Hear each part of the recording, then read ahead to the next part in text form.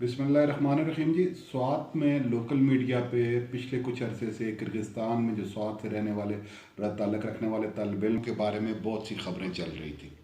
तो district administration ने उन खबरों को मद्देनज़र रखते हुए ग्राउंड वेरिफिकेशन की। किर्गिस्तान में पाकिस्तान की एम्बेसी ने ख़ुद भी हमसे रब्ता कायम किया और हमने तमाम डिटेल्स उनसे ली हैं।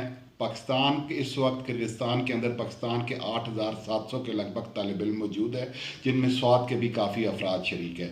इनमें से 4,000 अफराद ने एम्बेसी के अंदर रजिस्ट्रेशन करवाई है कि जो पाकिस्तान आना चाहते हैं।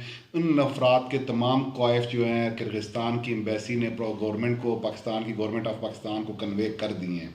जो पाकिस्तान के एम्बेसडर हैं किर्गिस्तान में, सरदार अज़हर तारिक साहब, वो पर्सनल इंटरेस्ट ले रहे हैं। मेरी इन्फॉर्मेशन के मुताबिक उन्होंने हॉटलाइन भी इस्टेब्लिश कर दी है और जितने भी अफराद पाकिस्तान के स्पेशली स्वात से तल्लुक़ रखने वाले स्टूडेंट जो हैं, उनके जो प्रॉब्लम है उनके लिए खुसूसी डेस्क बना दिया गया है। इसके अलावा जिन जिन अफराद ने एम्बेसी से राशन के लिए या अपनी रब्ता किया था कि हमारे पास राशन नहीं है, उनको भी राशन के पैकेट्स प्रोवाइड कर दिए गए हैं।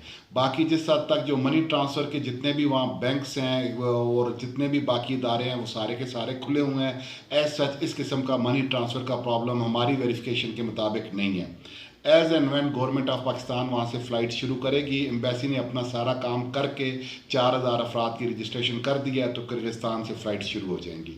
इसके बावजूद भी अगर किसी तालिब इल्म को वहाँ कोई पर्टिकुलर प्रॉब्लम है, तो वो फेसबुक पेज या ऑनलाइन उन्होंने एक हॉटलाइन सिस्टम शुरू किया है पाकिस्तान एम्बेसी से, उससे रब्ता कर सकता है। अगर फिर भी कोई मसला है तो फिर डिस्ट्रिक्ट एडमिनिस्ट्रेशन को बता सकता है। हम भी पाकिस्तान एम्बेसी से indirectly through government of Pakistan रब्ता कर लेंगे। बहुत शुक्रिया।